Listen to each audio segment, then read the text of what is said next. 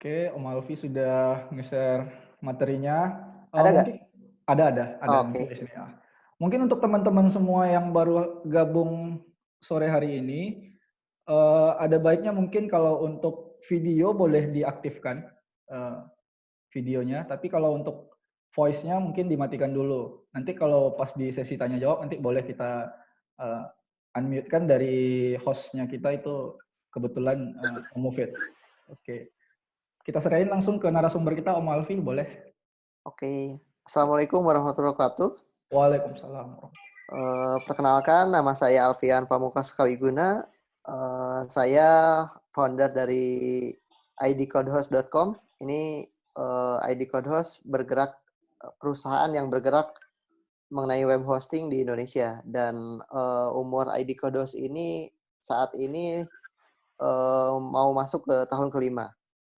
Nah, yang unik dalam ID Codehost ini semua tim bekerja berbeda tempat dan itu semuanya ada lokasi yang Jakarta, Bandung, Pekanbaru, kemudian Sukabumi, dan saya sekarang di Garut. Nah, rata-rata semuanya adalah remote worker yang di mana tidak perlu harus berangkat ke kantor. Sebetulnya sih saya melakukan remote worker ini itu adalah terpaksa. Waktu pertama kali didirikan itu terpaksa, karena awal itu tidak punya kantor. Jadi bukan sesuatu yang, disengaja gitu. Ya udah kita, running dulu, kemudian running dengan seadanya, tanpa harus kita invest, punya kantor. Itu ketika awal pemikiran saya, ketika membangun ID Kodos. Nih, next slide. Saya alhamdulillah, saat ini baru punya anak satu. Saya lahir 30 November 95, masih 24 tahun. Kemudian saya sendiri awal mula berbisnis, bisnis warnet. Ini ada beberapa artikel juga kalau, searching di internet, dari usaha warnet sampai menjadi punya web hosting. Kemudian, eee, saya membangun ID Kodos ketika masuk kuliah. Waktu itu semester 1 dan, saya memulai ID Kodos tanpa pengalaman bekerja sebelumnya. Ya, biasanya kan membangun startup itu ada pengalaman dulu. Misalnya bekerja di perusahaan, company teknologi yang, mumpuni. Namun waktu itu saya masih kuliah semester 1 dan kemudian membangun ID Kodos. Nah, ini yang kita bangun, ada beberapa service tentang, layanan domain, layanan hosting, sampai server. Bahkan colocation sekarang udah, masuk ke bisnis data center juga. Misalnya, salah satu company mempunyai server fisik dan ingin menyimpannya di tempat kita, itu bisa. Itu yang dinamakan colocation service. Ini founder ID Cloud Host, didirikan berempat. CMO saya Mufid Lutfi, kemudian ada Ropul Jamal dan CEO Devi Rusnandar. Ini ketika didirikan tahun 2015. Alhamdulillah saat ini sudah ada 30 orang tim ID Kodos dan semuanya bekerja secara remote.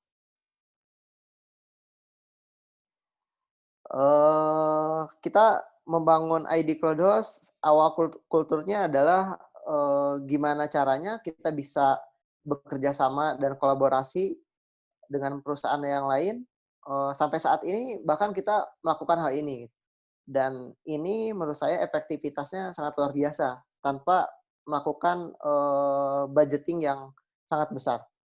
Kita berdiri tahun 2015 bulan Mei, kemudian sampai Januari 2016 kita mencoba kolaborasi bersama banyak perusahaan. Ini slide saya buat tahun lalu. Sekarang alhamdulillah sudah sampai 80.000 customer.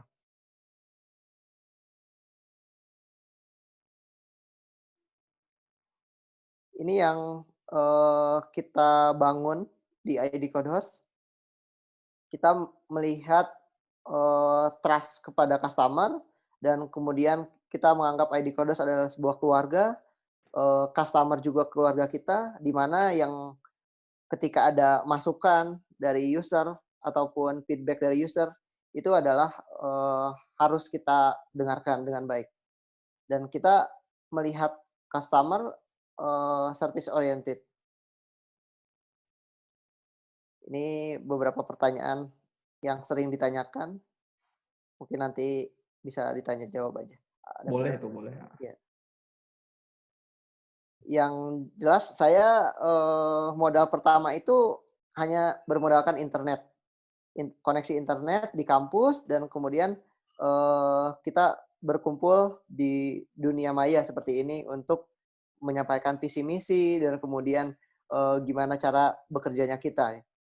Karena kita melihat sebuah ID Kodos ini adalah keluarga yang di mana kita harus punya tanggung jawab masing-masing gitu. Jangan sampai pekerjaan itu dilakukan secara tidak efektif, tidak efisien. Saya melihat perusahaan ID Kodos bisa secepat ini adalah banyaknya efektivitas yang dilakukan.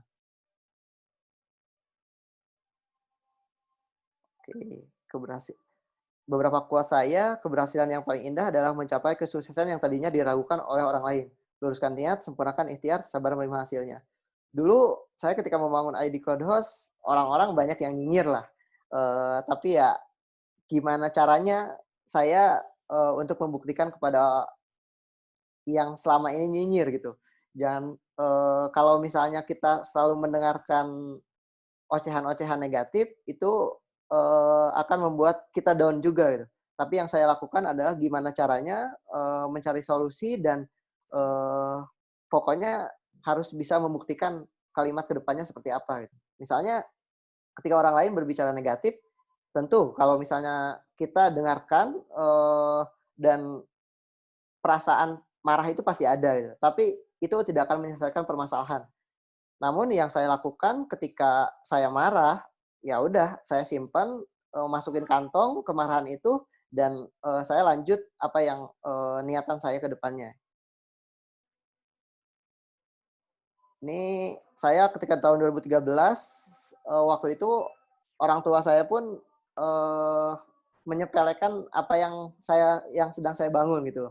Misalnya waktu itu sebenarnya bukan menyepelekan, tapi karena orang tua belum ngerti apa yang saya lakukan, sehingga mereka melihat yang saya lakukan ini adalah seperti bermain game di depan laptop, kemudian mindset-nya itu saya di depan komputer sedang bermain gitu.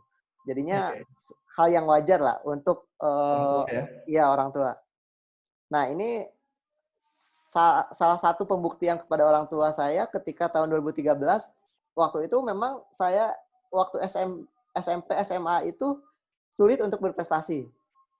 Akhirnya saya berpikir keras gimana caranya agar bisa berprestasi. Nah, waktu 2013 ada namanya Duta Internet Sehat. Akhirnya saya ikut dan ketemu Pak Menteri lah. Dan ini orang tua saya, ibu dan ayah saya. Setelah 2013, saya nyoba prestasi di bidang yang lain. Saya suka olahraga pencaksilat, akhirnya ikut kejuaraan nasional mahasiswa di kampus. Waktu itu bahkan saya nggak ikut yang namanya apa ya, eskulnya itu saya nggak ikut gitu. Tapi ketika ada seleksi atlet, saya nyoba lah. Nyoba-nyoba. Akhirnya iya, Akhirnya setelah lulus ya. nyoba-nyoba lolos Lewat ya. dan ternyata menang juara ke-3 senasional. Nah, ini ketika membangun ID Kodos pertama kali di kosan September 2015.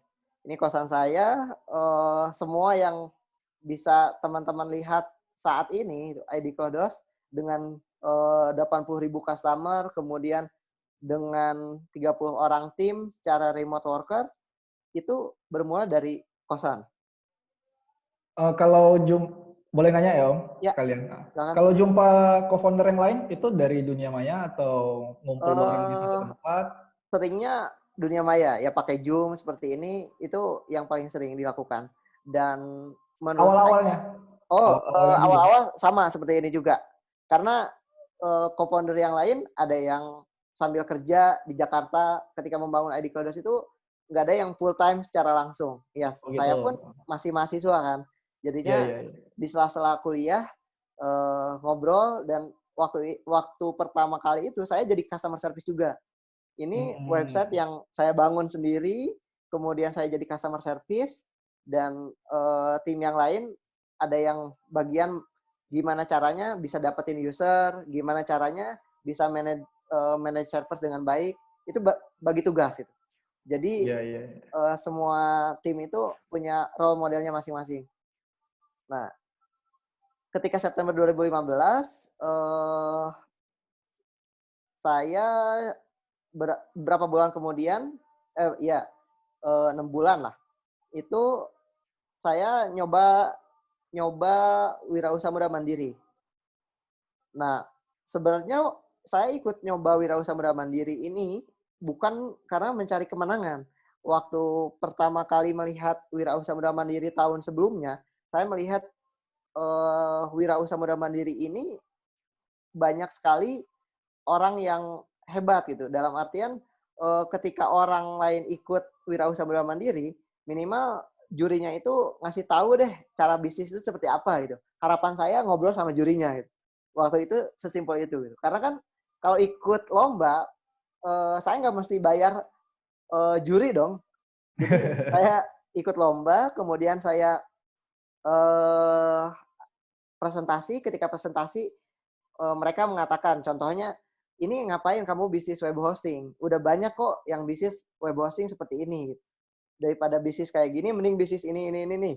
Nah, mereka itu masukan-masukan kayak gitu buat saya luar biasa gitu. Ketika walaupun mereka menganggap meremehkan saya, tapi yang saya lakukan ya berpikir ulang gimana caranya biar bisa membuktikan.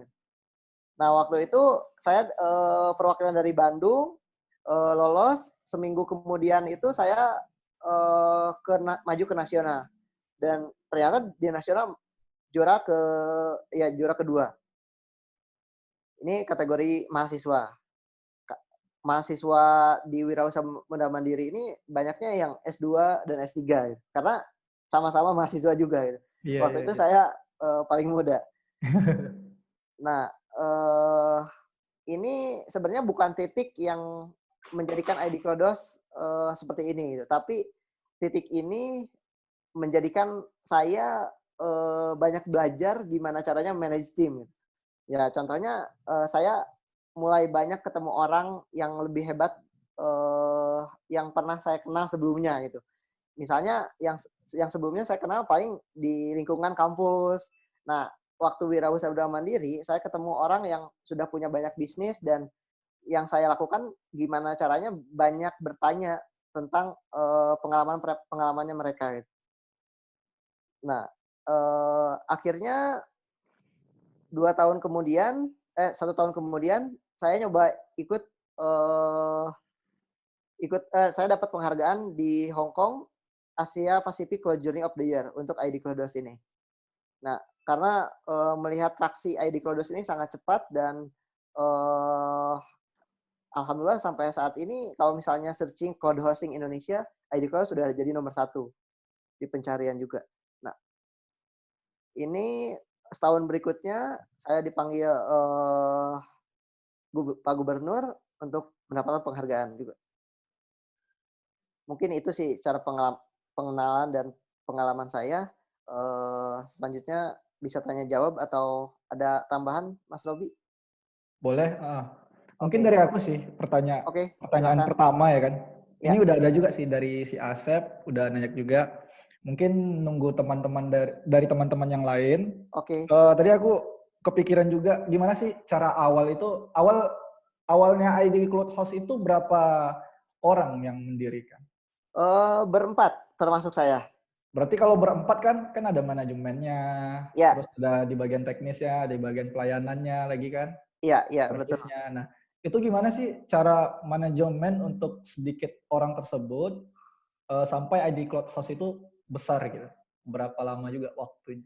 Iya, menurut saya sih kalau misalnya manajemen orang, itu kalau misalnya sedikit orang, itu pasti, tidak sesulit banyak orang. Nah, jadi yang ketika dilakukan pertama kali waktu dulu, tidak bisa disamakan dengan seperti sekarang. Kalau dulu saya langsung direct, misalnya, ada salah satu tim untuk jadi customer service, saya langsung, mengajarkan secara langsung. Tapi kalau sekarang, itu sesuatu hal yang tidak mungkin buat saya. Jadinya, saya harus punya turunan, ya kalau misalnya struktur organisasi itu dari saya menginformasikan ke seorang manajernya dan manajernya yang melakukan direct, kontak secara langsung dengan tim yang bersangkutan. Jadi, bahkan sekarang saja kita ada kantor yang di Pekanbaru, ya dalam artian kantor ini untuk berkumpul dikala tidak ada internet di rumah misalnya. Jadi, orang-orang masuk ke kantor untuk berinternetan di sana secara langsung. Nah, bahkan saya sendiri belum pernah ke Pekanbaru gitu. Lewat lewat nggak pernah, Om? Belum belum. Lewat singgah gitu dari mau mana tahu kan dari Ke Jakarta ke bandaranya pernah sih, Singapura. kalau ke Oh, ke bandaranya. bandaranya pernah. Tapi belum keluar bandara. Oh, gitu. Iya. Jadi kalau, berbicara manage tim itu, memang unik sih. Sekarang ID Kodo sendiri, manage tim tidak secara langsung saya ngobrol, kemudian harus dijawab hari itu juga gitu. Kalau sekarang kita menggunakan Telegram, Slack, dan, sekarang sih saya lagi, nyoba juga platform yang lain, yang di mana di platform tersebut semua orang bisa berbicara secara tidak langsung, dalam artian misalnya nih, saya punya pengumuman, saya ngepost malam jam 12 malam nih, itu orang itu tidak harus melakukan respon di waktu itu juga, tapi melakukan respon ketika, mereka online. Nah, itu yang kita lakukan sampai saat ini, tidak melakukan obrolan secara langsung, tapi, kita post di sebuah Telegram dan mereka baca ketika, online. Oke, oke, Om. Mungkin langsung aja sih pertanyaan untuk peserta. Ini Oke. ada dari Asep. Tadi kan bilang kalau pemain web hosting Oke. sudah banyak. Mhm. Gimana sih caranya ID Cloud Host akhirnya bisa berkompetisi dan bersaing hingga seperti sekarang? Bagian mananya yang Buat template itu keperluan. loh. Oke. Jadi ID Kodo sendiri ketika awal mula berdiri itu kita, memanfaatkan sebuah kolaborasi tadi. Di mana orang lain itu sudah punya kapital yang sangat banyak dan, tidak mungkin kita kejar gitu. Bahkan sampai saat ini banyak sekali perusahaan luar negeri yang masuk ke Indonesia dan mereka itu punya kapital yang sangat, berkali lipat luar biasa daripada ID Kodos gitu. ID Kodos cuman, setitik gitu, tapi mereka punya, triliunan rupiah gitu untuk, melakukan segmentasi market di Indonesia. Namun yang kita lakukan, bahkan sampai saat ini, kita menggunakan cara yang, berkolaborasi, kemudian kita, banyak juga belajar tentang SEO. Contohnya, apa ya, yang terakhir nih, kita memanfaatkan momentum, kuota internet juga. Kuota internet. Karena kan banyak banyak sekali orang Indonesia yang Searching. melakukan searching Iya. kuota internet ruang guru. Heeh. Nah, Apalagi kayak sekarang kan. iya betul, momentumnya ketika kerja remote, banyak sekali yang, penasaran kuota internet ruang guru. Nah, di sini kita punya artikel juga. Ini yang kita manfaatkan sebagai SEO, salah satu tools bagaimana caranya mendapatkan traffic user. Oke, Nah, oke. ini kalau teman-teman cek, mungkin, ada di halaman pertama walaupun tidak, paling atas ya, tapi ada di halaman pertama. Minimal orang-orang melakukan klik di Klik, artikel ini gitu. ya, Ya, kemudian ngebaca, kemudian akhirnya coba cari tahu ya, tentang ID Cloud Host. betul. Heeh. Jadi yang kita lakukan, dalam menjawab pertanyaan tadi, itu adalah gimana caranya kita bisa, nomor satu di SEO. Jadi poin penting buat ID Kodo sebagai perusahaan web hosting, kita gimana caranya orang lain itu bisa mengenal kita. Nah, salah satu caranya itu menggunakan SEO seperti saat ini yang diperagakan. Cara mengubah kuota internet ruang guru. Bahkan di sini sempat viral juga sampai setiap waktunya itu ada 500 user secara langsung untuk membaca artikel ini sendiri. Nah, ini artikel udah 7 hari. Ini banyak yang marah juga gitu. Marah, tapi karena kan kita nggak mengajarkan, oh ya sorry, saya tadi belum menjelaskan.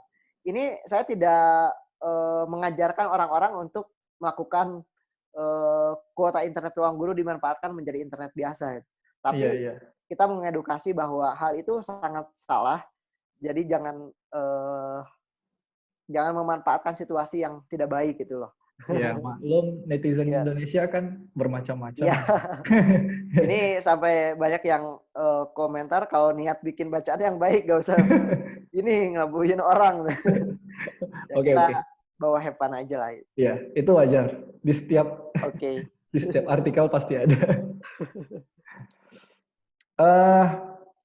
Kemudian dari Beni Fasrido.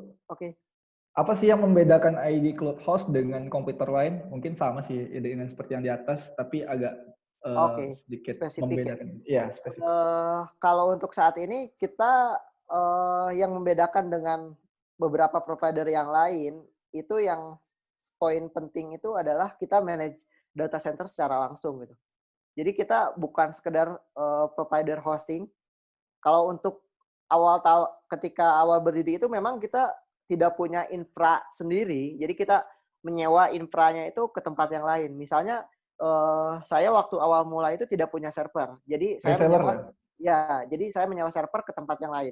Tapi kalau saat ini ID Cloud sudah bertransformasi sebagai provider yang punya server sendiri, kemudian jaringan tersendiri, jadi seperti ISP lah. Jadi yang membedakan dengan provider yang lain, kita manage infra secara mandiri gitu. Jadi di sana juga yang membedakan kita bisa punya kualitas yang baik dan harga yang lebih terjangkau. Nah, kenapa? Ya, banyak sekali yang bertanya kenapa ID Cloud bisa lebih murah daripada provider yang lain untuk skala Indonesia. Nah, tapi kalau untuk berbicara skala internasional, kita masih tidak semurah itu gitu. Namun kita sedang mempersiapkan suatu produk yang bisa lebih murah dari produk yang saat ini kita jual. Gitu. Nah, itu tinggal nunggu waktu aja lah. Insya Allah dalam 2 bulan ke depan atau di tahun ini lah, di semester 2 tahun ini, kita punya produk cloud VPS dan itu bisa lebih murah daripada provider luar negeri sekalipun. Oke. Siap Om. Kemudian selanjutnya dari si Ocha. Apa sih tools yang digunakan untuk remote working di ID Cloud Host? Kemudian dan apa kendalanya untuk remote working yang sering terjadi? Karena kan remote working dari ID Cloud Host kan dari berbagai daerah nih. Iya, betul. Kalau saat ini sih tools ini setiap divisi itu berbeda-beda. Contohnya divisi bisnis punya Slack, kemudian Trello itu dia tidak sama dengan divisi yang lain gitu. Karena saya melihat itu terserah divisinya tersendiri. Tidak selalu tentang ID Cloud, tapi semua tergantung timnya. Enaknya di mana bekerjanya, gimana biar efisiensi itu di mana. Nah, akhirnya semua divisi punya kesepakatan masing-masing. Ya udah, divisi A punya yang penting itu gimana caranya bisa berkomunikasi. Kemudian yang kedua itu gimana caranya mereka punya dokumentasi yang baik. Gitu. Misalnya divisi tim bisnis, saya masih bisa ngecek juga di dalam grup. Kemudian saya bisa melihat apa yang sedang dikerjakan. Kalau tim bisnis itu pakai saya sambil lihat. Kalau chat grupnya pakai apa, Om? Kalau chat grup itu pakai Telegram? Pakai Telegram. Telegram. Karena salah satu kelebihan Telegram ini bisa online ketika handphone mati gitu. Iya. Ya. Jadi kalau Dan untuk historinya kan chatting, bagus juga ya. ya betul. Kalau untuk chatting sih kita di Telegram. Kemudian kita membangun platform sendiri juga sih. Misalnya untuk meeting kita punya yang namanya drive.idclodos.com. Selain kalau awal-awal kita pakai Zoom, kemudian Google Meeting. Kalau sekarang kita punya produk tersendiri namanya drive.idclodos.com. Ini kita jual juga namanya cloud storage. Mungkin di sini banyak yang umum kan tidak dari sisi teknologi Om. Ya, betul. Apa namanya? Seperti Slack tadi, boleh dijelasin fungsinya Oke. seperti apa gitu? Atau Trello? Oke. Trello saya sambil buka aja lah. Ah, Trello. lebih tepatnya gitu difungsikan Iya. seperti apa aplikasinya? Toolsnya. Nah, kalau untuk Trello ini bukan tools untuk komunikasi secara langsung seperti chatting, tapi kita Trello ini seperti Sticky notes. kemudian di mana ada punya planning, kemudian kita yang sedang dikerjakan apa itu beda-beda boardnya. Kalau di Realcast ini seperti papan tulis lah, papan tulis. Tapi ini lebih rapi karena kalau misalnya papan tulis kita bisa hapus. Nah kalau yang ini kita bisa lihat histori-historinya. Misalnya ini dipindah. Kemudian misalnya kita mau memberikan tugas kepada siapa ataupun ada promo baru di sini. Nah ini Jadi itu salah bisa, satu contoh. ya, dan itu juga bisa tim juga ya, keseluruhan bisa Ya mantau betul. juga Semua orang bisa melihat board ini secara tugasnya. langsung.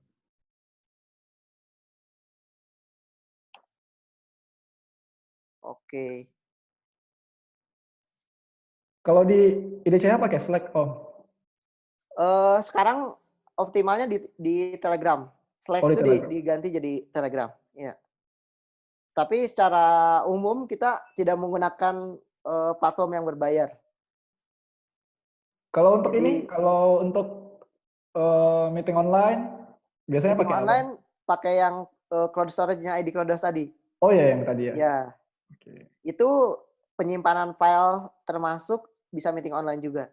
Oh, Ini. Oke, sebentar.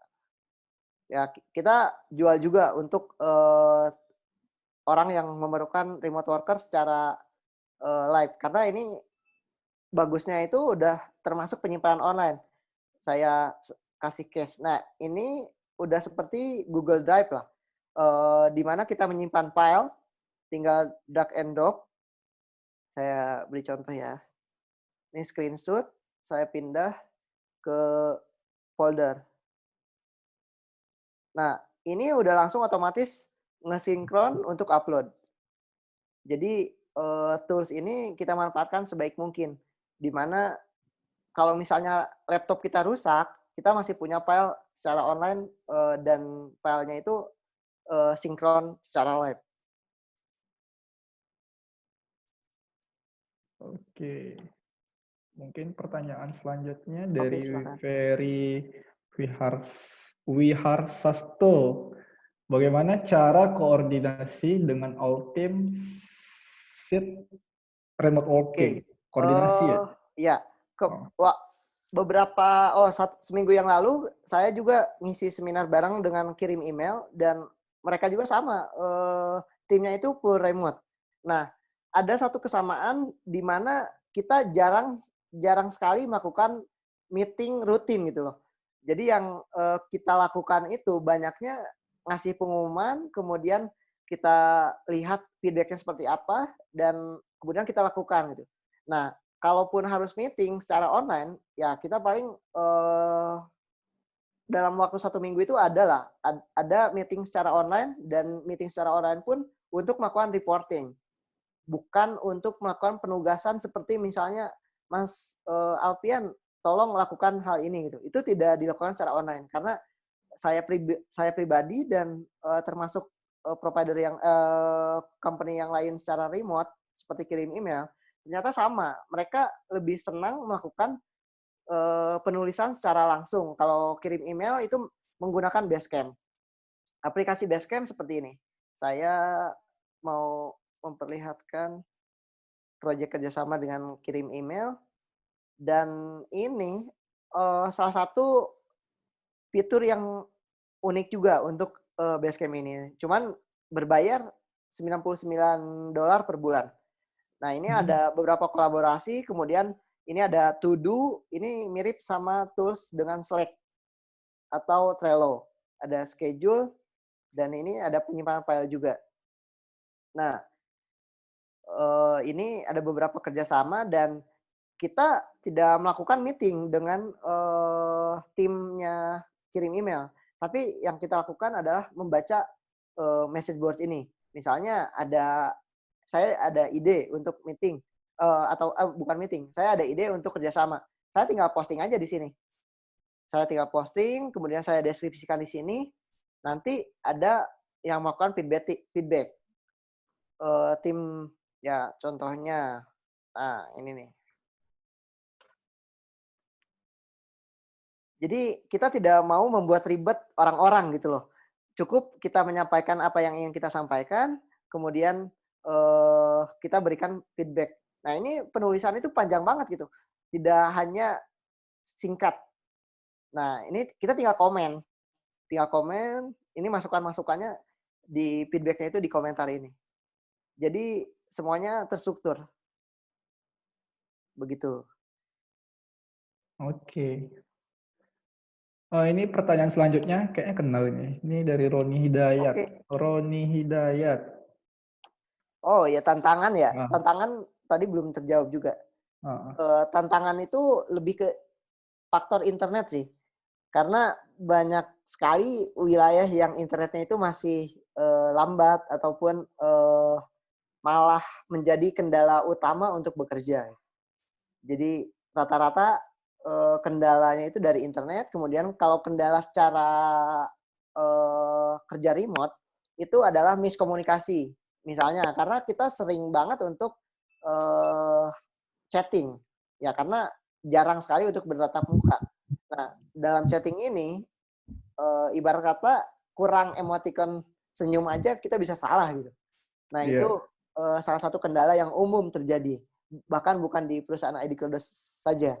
Di tempat lain pun sama. Kalau misalnya menggunakan chatting ini, itu yang menjadikan faktor utama banyak tidak tersampaikan juga. Misalnya kita lagi memberikan feedback dan feedbacknya positif, tapi kalau misalnya cara pembacaannya berbeda ataupun mood yang bacanya lagi berbeda, itu akan berdampak negatif juga.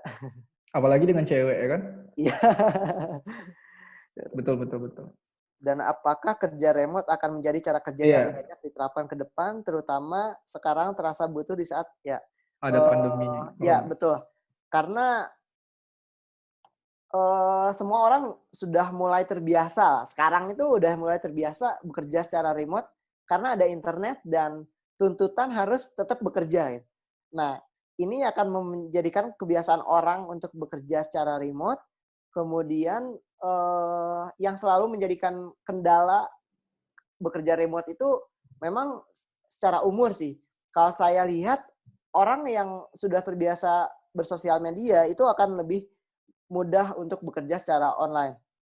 Tetapi kalau misalnya seorang orang tua ataupun yang umurnya bukan generasi Z lah, misalnya 25 tahun ke atas, rata-rata itu kendalanya itu karena tidak terbiasa bekerja di rumah. Nah, itu pun jadi kendala utama ketika orang lain bekerja remote. Bekerja sendiri misalnya kalau secara pekerjaan dia udah mumpuni, internet udah ada, laptopnya udah ada, kemudian secara tools udah ada. Tapi secara kenyamanan dan kebiasaan mereka itu tidak terbiasa bekerja di rumah, apalagi yang sudah punya anak dan tidak mempunyai ruangan khusus. Nah, itu akan menjadi problem utama sekali di cara kerja remote untuk awal-awal. Tapi kalau udah terbiasa, kemudian sudah punya privacy yang dimana ketika kalau misalnya waktu yang kirim email kemarin, si Mas Fikri ini ketika bekerja di ruangan X, dia tidak boleh diganggu dan tidak boleh apa ya, intinya tidak boleh diganggu deh. Jadi itu sama seperti ya udah kalau masuk ruangan itu dia seperti berangkat ke kantor gitu. Jadi tidak bisa diganggu.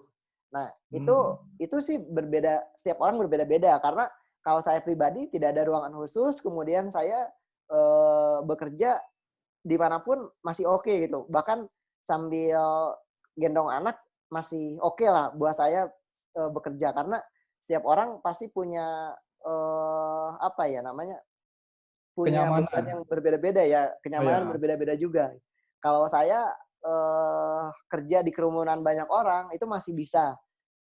Beberapa teman saya itu ketika orang lain ribut dan banyak pembicaraan itu tidak bisa bekerja gitu. Jadi Nah, kembali lagi gitu. mungkin langsung sih Ya, pertanyaannya ya, tentang hal tersebut ya kan. ya, Kan kalau seperti orang tua lah, mungkin tidak nyaman untuk ya. cara bekerja online atau cara bekerja di co-working space. Mm, uh, bagi orang Indonesia sebagian yang sudah berumur gitu. ya, Nah, betul.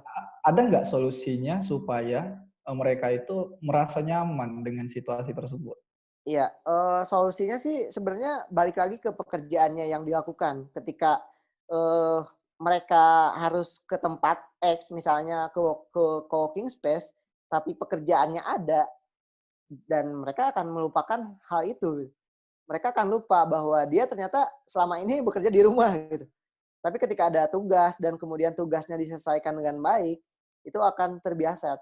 Tetapi kalau misalnya dia baru mulai, kemudian sudah terbiasa harus reporting ke bosnya lah, kemudian setiap pagi harus masuk ke ruangan one and one lah, namanya one and one meeting, laporan ke bosnya itu udah terbiasa dan ketika ada pandemi kayak kayak gini, itu akan mempersulit dan yang tadinya tidak biasa tapi kalau saya melihat secara umur mereka yang saat ini sudah lama bekerja kantoran sudah mulai terbiasa karena mereka pun sudah mulai banyak yang bekerja di co-working space ataupun di tempat makan atau minuman karena mereka yang dicari adalah kuota ataupun internet lah.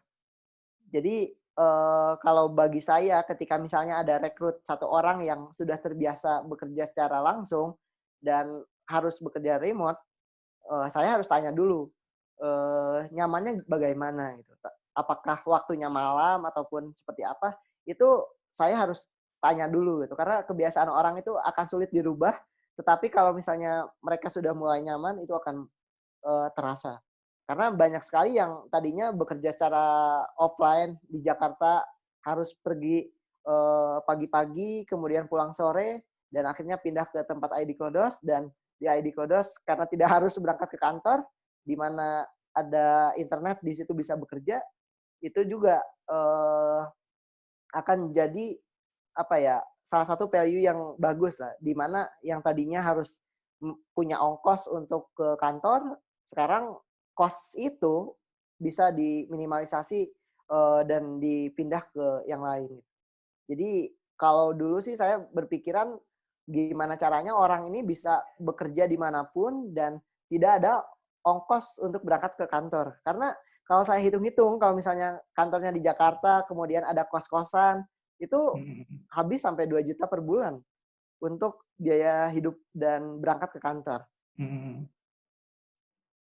Jadi kalau misi saya sih ketika melihat remote worker ini, bagaimana caranya orang ini bisa bekerja di kampung, kemudian kosnya rendah, dan tempat tinggal nyaman gitu. Jadi kan kalau melihat orang itu sebenarnya sudah terbiasa tinggal di perkampungan, kemudian makan murah, itu jadi faktor yang sangat penting juga gitu. Tetapi kalau misalnya memang udah terbiasa di Jakarta, kemudian makan di luar, itu berbeda juga faktornya. Tapi dari setiap anggota itu Ya, ada jam kerjanya ya kan? Kan kalau Oke. sehari itu minimal lah, kan 8 jam kerja gitu.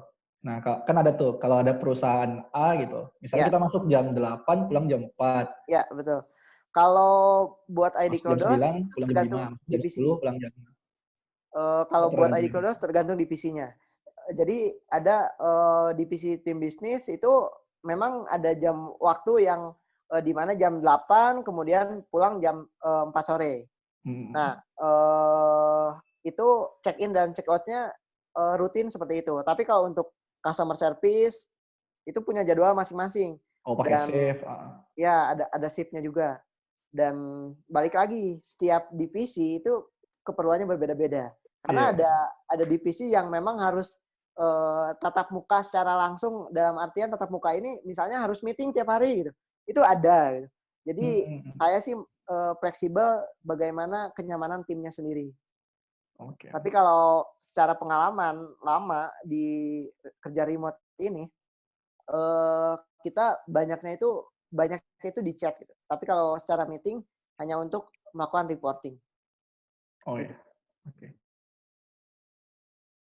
Kemudian itu ada dari Zulfa Amira. Mas Oke, Alfian, gimana sih caranya membangun kekompakan walaupun tim kerja dengan cara remote? iya. Apakah ada ketentuan baku, kapan harus meeting, dan berapa jam kita harus online dalam tim? Ini kayak seperti SOP gitu lah.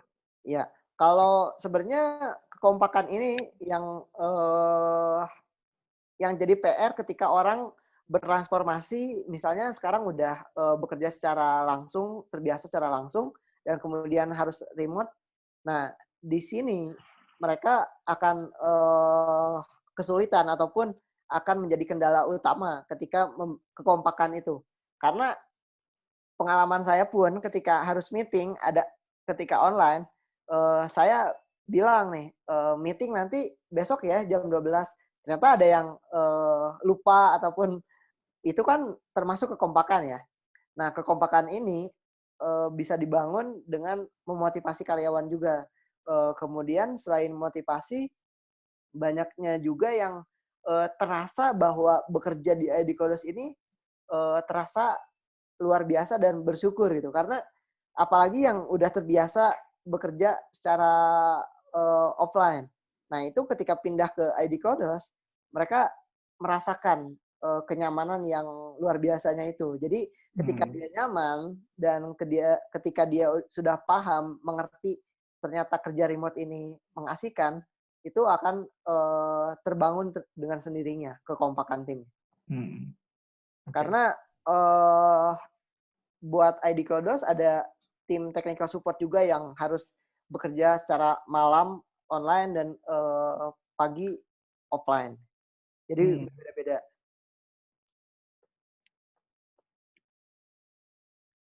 Ada nggak sih Om, kalau eh, tim yang lagi kerja dari jauh, tiba-tiba itu di jam kerja gitu ngilang gitu? Eh, ada sih ya kalau waktu itu awal-awal bahkan ada salah satu tim kita yang eh, punya mood yang berbeda-beda. Misalnya ketika moodnya jelek, ya dia nggak bisa bekerja secara maksimal. Tapi Hmm. ya balik lagi kalau misalnya kita memberikan motivasi dan kita harus memberikan kesabaran yang luar biasa lah. Kalau misalnya dulu tidak bisa bekerja kalau misalnya moodnya lagi jelek. Kalau sekarang udah bisa karena udah terbiasa gitu. Nah, itulah yang kita lakukan juga, kultur yang dilakukan untuk membiasakan bagaimana bisa nyaman di ID Cloud sendiri. Oke. Karena kultur itu yang paling sulit di sebuah perusahaan karena banyak sekali yang eee, karyawannya banyak, kerjaannya maksimal, tetapi karyawannya tidak bahagia gitu. Iya Nah, betul. kita PR PR kita bersama lah yang sedang ikut meeting ini juga termasuk saya. Gimana caranya bisa kerjaan nyaman, kemudian karyawannya happy dan keluarganya happy juga gitu. Karena kita kadang kalau misalnya saya sendiri pun kadang suka tidak sadar mengganggu pekerjaan tim yang seharusnya tidak sedang bekerja gitu. Contohnya lagi weekend kemudian ada kendala, nah itu kan sebenarnya saya yang mengganggu waktunya gitu loh. Dan itu Hmm. yang harus dikontrol juga sebagai pemimpin perusahaan harus mengontrol hal itu. Jangan sampai over pekerjaannya. Oke. Mungkin dari teman-teman bagi yang ingin sharing, ingin videonya Oke, dihidupin atau ingin silahkan. cerita, boleh sih. Tinggal chat aja di grup chat. Nanti kita buka dari lewat sini. Siapa yang ingin? Adakah pertanyaan lagi?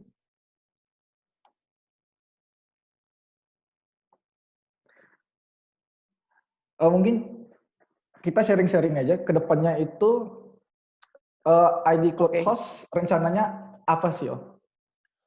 Kalau saat ini ID Kodo sendiri sedang fokus ke cloud VPS dan kemudian yang tadi saya pernah jelaskan bahwa kita akan membuat produk yang harganya itu bisa bersaing dengan provider luar. Nah, selain itu, kita punya tujuan untuk mengonlinekan semua desa yang ada di Indonesia.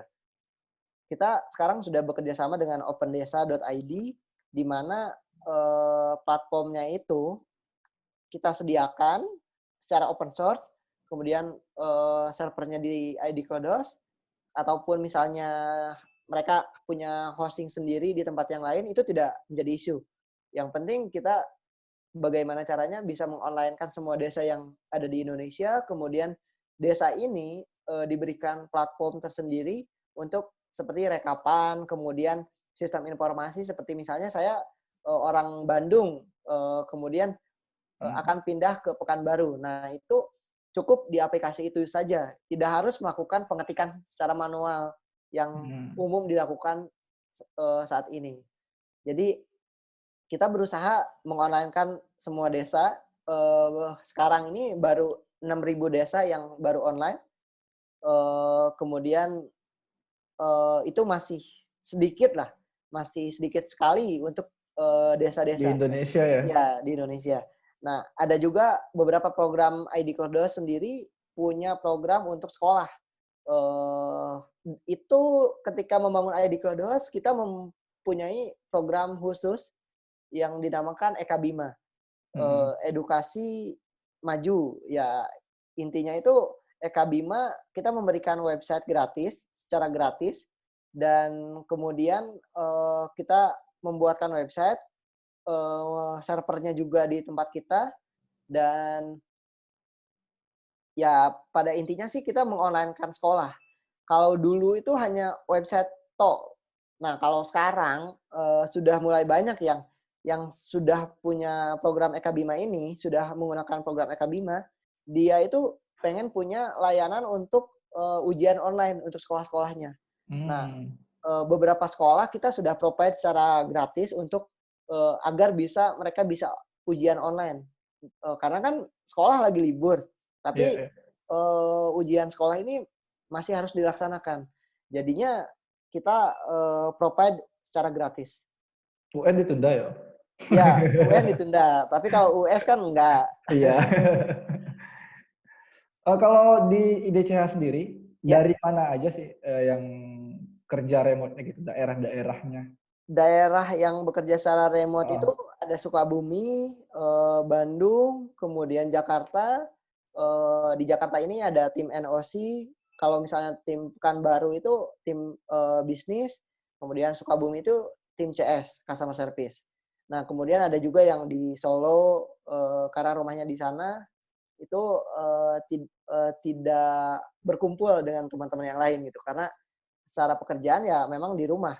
Tapi kalau untuk yang tim bisnis di Pekanbaru, mereka yang di Pekanbaru, yang di Jakarta, yang di Sukabumi itu kita sediakan kantor untuk kalau misalnya mereka perlu ke kantor. Karena banyak juga dari pengalaman saya ketika mereka dibebaskan bekerja dimanapun, tetapi kantor ini menjadi tempat di mana mereka bekerja. Contohnya waktu tanggal merah nih, waktu Lebaran, libur.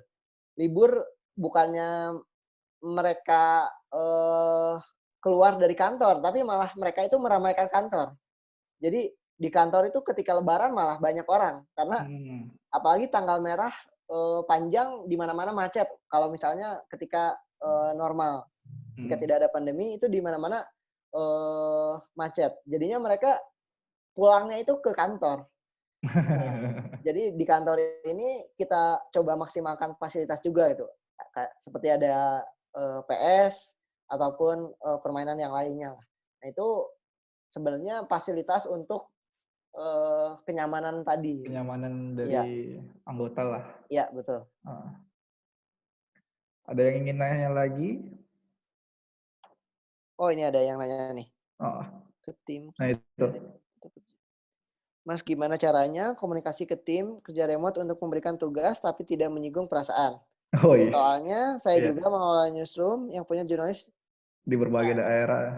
Ini kalau dari sisi pengalaman saya, makanya kita menggunakan komunikasi yang secara tidak langsung tadi. Kalau misalnya secara langsung, saya kan pasti bilang nih, Mas Robi, tolong dong buatin artikel X. Nah, kalau dengan komunikasi yang kita lakukan saat ini, yang saya maksud secara tidak langsung, kita memberikan tugas di suatu platform, ketika Mas Robi online, mereka baca. Ternyata tugas saya ini gitu. Jadi itu juga yang kita hindari, jangan sampai menyinggung perasaan orang lain gitu. Ketika memberikan tugas, kalau misalnya tugasnya jelas dideskripsikan di contohnya Trello ya, ataupun Slack, karena di platform tersebut cukup melihat tugasnya apa aja sih gitu. Nah, sebagai manajer yang mereka lihat adalah hasil akhir. Karena kembali lagi bahwa kalau misalnya tugasnya membuat artikel yang seperti Mbak Julpa ceritakan, mengelola newsroom, tentu artikel di berbagai daerah. Nah, artikel ini karena membuat artikel cukup di-post aja kalau misalnya yang tadi di Basecamp. Nah, di Basecamp itu ada message board. Di message board-nya itu cukup tulis membuat artikel tentang internet gratis misalnya. Kemudian cukup mention siapa yang membuatkan artikel tersebut. Nah, itu juga yang mungkin ada gini. Oh, gimana? Kalau ya. Mungkin ada juga sih pengalaman aku ya. Ya. Misalnya koordinasi nih lihat WA. Kan itu kan chat, ya kan? Ya. Dan chat itu kita nggak tahu irama intonasi dari chat tersebut gimana. Jadi kalau pembawaan, misalnya nih mood kita lagi nggak enak nih, apalagi perempuan ya kan, kadang ada moodnya baik, kadang enggak gitu. Nah, ada chat yang dikirim dari manajer gitu atau PIC-nya. Nah, setelah kita baca, ternyata chat tersebut itu sebenarnya baik, tapi dari sisi dirinya itu membuat dia itu ini apa sih ngasih kerjaan seperti ini gitu. Iya, betul. Nah, itu gimana sih solusinya? Iya, jadi memang fitur chat itu tidak bisa digunakan sebagai task management. Jadi chat ini bahkan di Telegramnya ID Coders untuk chat sendiri isinya itu semua tentang kayak COVID-19, kemudian tentang meme, kemudian lucu-lucuan, pasti di-share-nya di sana gitu. Nggak ada tentang pekerjaan. Nah, jadi yang balik lagi sih, saran dari saya jangan sampai mencampur adukan pembicaraan umum dan dengan pekerjaan. Karena pengalaman juga waktu pertama kali ID Coders berdiri itu semua dilakukan di chatting. Ketika di-mention, mereka baru bacanya besok, mereka harus scroll banyak. Jadi nggak dikerjain. Atau mungkin harus grupnya dibawa have fun gitu ya? Iya, kalau di ID Coders sih, kalau untuk chatting, itu chatting. Maksudnya untuk ngobrol misalnya ngobrolin apa, itu pasti di Telegram. Tapi kalau misalnya untuk tugas, itu kalau misalnya untuk tim bisnis, itu di Trello. Karena lebih terstruktur juga. Dan ketika misalnya ada karyawan baru, dan mereka melihat itu akan memudahkan mereka juga untuk melihat apa yang sebenarnya kita lakukan gitu. Karena kalau misalnya kita ada karyawan baru nih, kemudian mereka juga pasti bingung kan, saya ngapain ya sekarang gitu, kerjanya ngapain ya. Jadi kalau misalnya ada board tersendiri, kita kita nggak ngobrol pun, ya mereka cukup liatin boardnya aja gitu. Cukup liatin boardnya dulu, ntar mereka ngerti, oh ternyata ini yang harus kita kerjakan. Itu sih Oke. caranya. Ini ada lagi nih pertanyaan dari Reza dari Kemudian, oh ini Padang. ada tambahan nih, gimana caranya menegur kalau ada yang melakukan Oh ya, kesalahan? Ya kalau salah cara ya tegur aja. harus ditegur. Kalau misalnya kitanya diam-diam aja, ntar kita yang kena juga. Kalau enggak kita yang jadi miss. Misalnya sebenarnya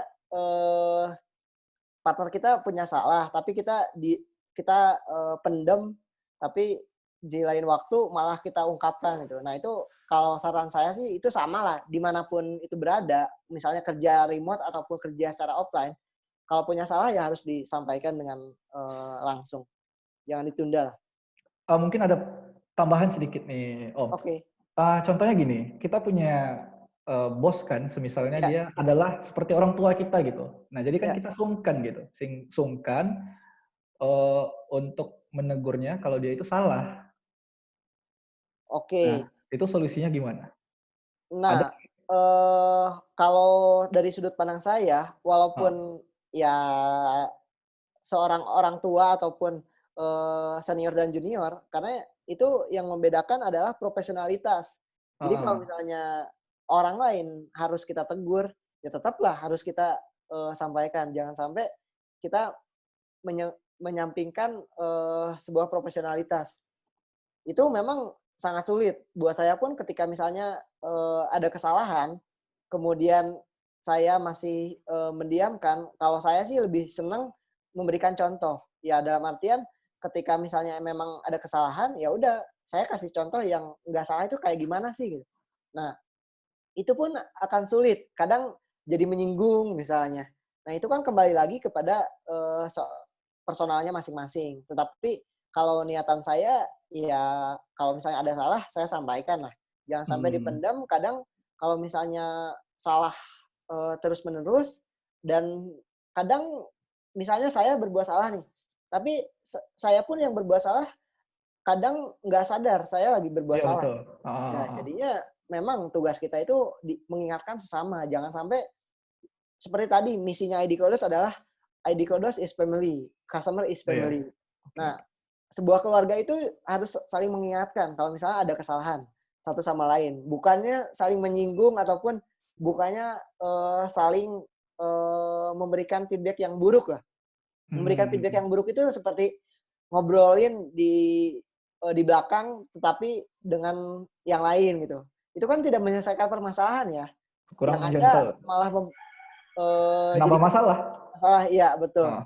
Jadi seharusnya kita sampaikan apa sih kesalahannya, dan kemudian kalau misalnya sudah menyampaikan masalahnya, tetapi orangnya malah tersinggung dan apa ya, saya dan tidak terima, itu kan urusan secara personal ya, bukan secara pekerjaan.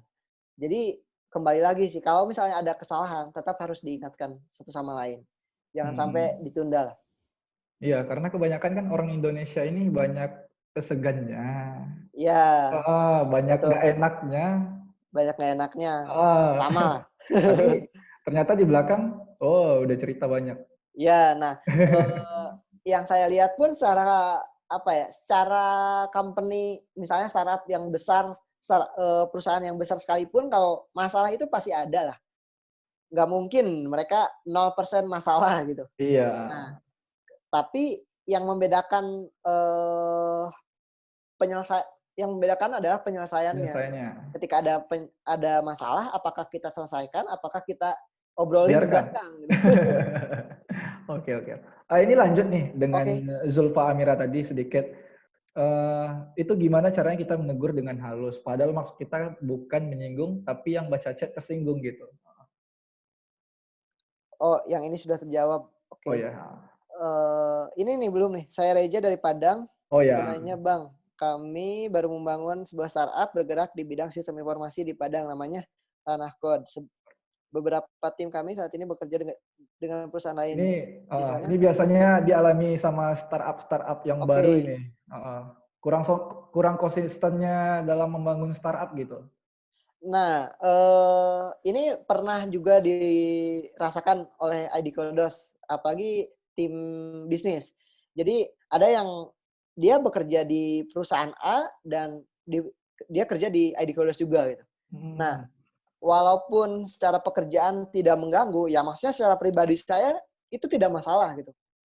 Dan secara kemanusiaan saya melihat ya udah sih itu kan haknya dia, yang dalam artian itu kan rezekinya dia gitu.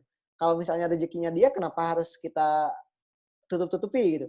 Nah, waktu itu saya nggak enakan ya, sama seperti tadi Mas Robi bilang, ya udahlah nggak apa-apa gitu. Dan ternyata fokusnya hilang gitu. Itu jadi pelajaran buat saya sih ketika ada yang kerja di ID Kodos kemudian dia nyambi di perusahaan yang lain, kalau misalnya dia bisa profesional itu tidak jadi masalah. Dalam artian profesional ini ketika dia bekerja di tempat A dan bekerja di ID Kodos bisa bagi waktu dan dia bisa bagi tanggung jawab, is okay buat saya. Tapi kalau misalnya pekerjaan di ID Kodos malah dikesampingkan, kemudian malah susah dikontak, itu kan jadi masalah ya. Iya Dan betul. bukan jadi masalah ke saya sebagai atasan, tapi masalah ke tim yang lain yang harusnya tim yang lain sudah di atas, dia masih di bawah, masih harus scroll gitu loh. Jadi itu jadi wasting time dan untuk divisi bisnis sih sekarang akhirnya berubah. Yang tadinya ya udah boleh bekerja di 2 tempat dan segala macam. Akhirnya berubah, harus orang yang punya konsisten bekerja secara full time di ID Kodos. Ya maksudnya full time ini adalah setiap hari di ID Kodos gitu sih. Karena itu berkaca dari pengalaman. Mungkin aku tambahin sedikit sih Iya. dari Reza ini. Mungkin di dunia startup kan pasti ada pembelajaran Iya, betul untuk betul. membangun startup. Nah, biasanya kalau teman-teman startup itu yang baru bangun startup tanpa adanya legalitas, itu biasanya baiknya ada founder agreement gitu, ada hitam di atas putih gitu. Iya, iya. Biar lebih baik. Jadi agar konsisten gitu ngejalaninnya. Walaupun dia mungkin kerja terus nyambi bangun startup dan dia yakin dengan startup dia mungkin kedepannya akan berhasil. Nah itu Iya. boleh-boleh saja, sah-sah saja. Tapi akan lebih baiknya ada founder agreement gitu, ya, Iya. Itu supaya konsisten sih. wajib lah. Wajib. Tapi kadang kan permasalahannya udah ada agreement, kalau enggak misalnya SOP pekerjaan, tapi kan nggak dilaksanakan dengan baik. Nah itu juga sih. Itu dia yang harus kita kontrol sebaik mungkin. Karena hitam di atas putih kadang tidak menjadikan orang menjadi setia. Iya. Nah, Iya juga sih. Itu penting gimana tuh. ya caranya? Kalau dari ininya gimana, Om? Supaya mereka itu memang Ya, konsisten gitu. konsisten itu dibangun oleh tim dan kenyamanan yang tadi saya bilang. Nah, kalau saya lihat sebenarnya ID Kodos ini selama 5 tahun itu jarang banget orang yang keluar. Ya maksudnya orang yang keluar pindah ke tempat yang lain seperti itu jarang banget itu. Bahkan ketika misalnya dia udah ya udah saya mau kerja di ID Kodos. Nah, itu tahan lama gitu, tahan banting. Nah, itu sebenarnya penting juga untuk melakukan rekrutmen yang tepat. Kalau awal-awal sih saya pernah beberapa kali melakukan rekrutmen yang di mana orang itu sebenarnya belum ada skill di ID Kodos ini gitu. Jadi mereka itu belum punya skill untuk bekerja di ID Kodos, tapi kemauannya itu tinggi banget. Nah, akhirnya ya udah kita berjuang sama-sama, kita ikhtiar sama-sama. Kalau misalnya tidak misalnya ada yang kurang enak disampaikan, kalau misalnya nyaman ya lanjutkan, kalau misalnya enggak silahkan kalau mau keluar. Itu biasanya 3 bulan pertama kita lakukan hal itu. Rata-rata kalau misalnya saya udah melihat dari pengalaman ID Kodos kalau misalnya selama 3 bulan itu dia tidak pernah nanya ataupun tidak pernah ngobrol, ya dalam artian mereka ada di grup gitu, tapi sungkan-sungkanan, kemudian seperti terkucilkan, padahal kita ID Kodos itu sering bercanda di grup gitu. Harapannya kan keluar, muncul gitu. Nah, rata-rata yang kayak gini mereka bukan nggak nyaman sih, tapi nggak betah ataupun nggak cocok dengan kultur ID Kodos karena banyak orang juga yang harus kita cocokkan dengan kultur yang ada. Tidak bisa semua orang sama kulturnya. Misalnya mereka udah berpengalaman di perusahaan yang lain, tapi pindah ke ID Kodos itu belum tentu sama ataupun belum tentu nyaman. Itu harus kembali lagi dari nol. Harus makanya saya lihat waktu 3 bulan ini adalah waktu yang pas untuk melakukan edukasi dan pencocokan. Karena bekerja itu mirip dengan berkeluarga sih. Karena ketika kita sudah melakukan agreement akad, ya kita harus ikut peraturan bersama-sama dan kita menjaganya sama-sama gitu. Jangan sampai yang ikhtiar itu satu orang aja, yang satunya tidak melakukan ikhtiar. Nah, itu akan menjadi permasalahan. Kalau hanya satu orang yang ikhtiar. Tapi yang bagus itu semua orang di keluarga ini harus ikhtiar bersama-sama untuk menjaga perusahaan, menjaga keluarga, menjaga kestabilan produk ataupun layanan. Nah, itulah pelajaran dari ID Kodos. Oke. Mungkin seperti keadaan saat ini ya. Iya. Adanya virus kan, orang kerja dari rumah semuanya. Yang terbiasa kerja di kantoran, masuk jam 8 atau jam 9, pulang sore gitu. Jadinya tidak terbiasa dengan keadaan saat ini. Karena Ya. mungkin entah di rumah atau di kos gitu. Kan tidak ada paket internet yang memadai gitu Iya, untuk betul. kebutuhan mereka. Gimana sih Om caranya supaya mereka itu memang benar-benar betah di rumah sambil bekerja? Karena ada kan Ya, seperti betul. inilah orang yang suka marketing gitu. Marketing itu Ya. kan pengennya jumpa-jumpa orang di tempat-tempat Ya, gitu kan, betul. ngopi atau apa gitu. Nah, sekarang ini ya kita dituntut sama pemerintah, bukan dituntut, maksudnya keadaannya memang Ya. seperti itu, harus di rumah gitu. Nah, memang sih agak susah untuk yang tadinya terbiasa bepergian, kemudian harus di rumah, itu akan terasa bosan. Nah, Mhm. kalau saya sih lebih inisiatifnya lebih ke arah tugasnya teman-teman aja, biar jangan sampai terganggu gitu. Nah, kalau misalnya terganggu kan itu balik lagi ke profesionalitas pekerjaan. Kemudian banyak juga yang terganggu kalau misalnya bekerja di rumah itu pekerjaan rumah. Misalnya yang sudah berkeluarga dan udah punya anak harus mengantar anaknya. Kalau enggak misalnya harus gendong anaknya lagi rewel. Nah, itu kan Mhm. terganggu nih. Mhm. Nah, di sana kita harus saling memahami sih. Tidak bisa kita memaksakan. Kalau hal itu ya. Mhm. Apalagi kan keadaan saat ini kan di pemerintah juga ya, Ya. di aparatur sipil negara ASN ya, Hmm. disuruh untuk kerja di rumah juga. Nah, dan kita perlu mereka juga untuk pengurusan A, pengurusan B, Iya. Ya. sedangkan mungkin ada pemerintah yang sudah punya tools kayak di Ya. Jawa Barat, Bandung gitu ya kan, yang sudah mereka ngerti dengan teknologinya. Mungkin ada yang di kota A atau kota B gitu, yang Ya. mana para pekerjanya, ya para PNS-nya belum memahami hal itu dan juga ada kantor yang belum memahami teknologi untuk penggunaannya. Nah, mungkin bagaimana sih solusinya supaya Kalau mereka dari saya sih itu solusi hal memanfaatkan itu. momen saat ini? Oke. Heeh. Solusi dalam hal ini tentu seperti datangnya WhatsApp di kehidupan orang tua. Heeh. Ketika itu orang tua ataupun ASN selalu bilang bahwa handphone saya masih jadul. Kalau enggak saya belum bisa WhatsApp-an. Nah, itu Heeh. jadi alasan. itu adalah jadi alasan. Tetapi ketika dengan seiringnya waktu ternyata semua orang sekarang bisa WhatsApp-an.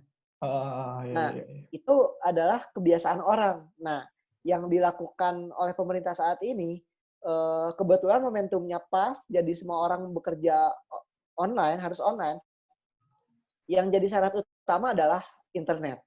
Kalau masalah tools itu urusan belakang sebetulnya. Karena Hmm. tools tools ini, apapun toolsnya, kalau nggak digunakan percuma. Nah, contohnya nih, kita pernah menggunakan tools Basecamp, kita berbayar itu $100 per bulan, tapi orang teman-teman ID Kodos tidak memaksimalkan dengan baik.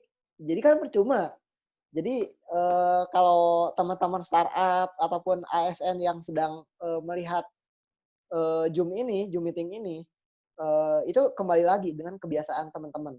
Dan kebiasaan itu harus dibangun. Tidak bisa tiba-tiba, ya udah kita pakai Basecamp seperti kirim email. Hmm. Nah, kita udah sanggup bayar misalnya ya. Kita sanggup bayar. Tetapi kalau misalnya nggak dipakai, sama aja. Sama lah, kita punya handphone, smartphone, tapi kita pakai hanya untuk SMS-an gitu. Itu kan fiturnya udah segudang, internet itu luas gitu. Internet itu sudah luas, tapi hanya dimanfaatkan untuk sebuah chatting ataupun nyebar hoax. Nah, itu kan jadi Nah, problem. iya, iya, iya. Jadi problem lagi. Ya, harus membiasakan kembali lah. Kalau di masing-masing kota nih yang Ya, anggotanya yang kerja remote, ya. apakah budaya yang sama atau berbeda-beda atau gimana? Budayanya Sama aja? berbeda-beda. Berbeda-beda ya? Kalau di ID Kodos, budayanya berbeda-beda karena kultur divisinya beda-beda juga. Oh iya. Karena melihat sebenarnya waktu awal-awal kita pengennya sama sih. Kita pengennya Ah, pakai ini, udah semuanya di sini. Nah, nggak bisa. Ternyata nggak bisa. Kalau banyak orang itu nggak bisa. Kalau cuman sampai 10 orang itu masih bisa lah. Masih bisa dikontrol ketika ada keluhan ataupun apa, itu masih bisa ngontrol feedback. Tapi kalau udah makin banyak, feedback itu akan sulit didapatkan. hmm, Jadi harus benar-benar per divisinya. oke, oke. Mungkin ada lagi pertanyaan yang ingin bertanya?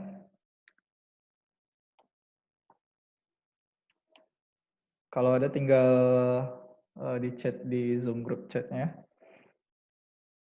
Mungkin ini untuk Ya, yang terakhir aja.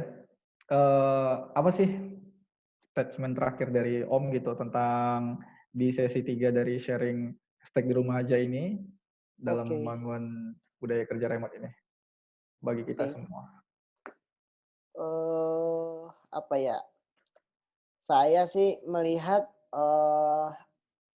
secara umum ya, karena kita sudah dalam posisi seperti ini, banyak juga teman-teman saya yang perusahaannya sudah mulai susah untuk menggaji karyawan, kemudian eh, tidak mendapatkan tidak ada Pendapatan. pendapatan sama sekali gitu. Itu udah mulai berjatuhan.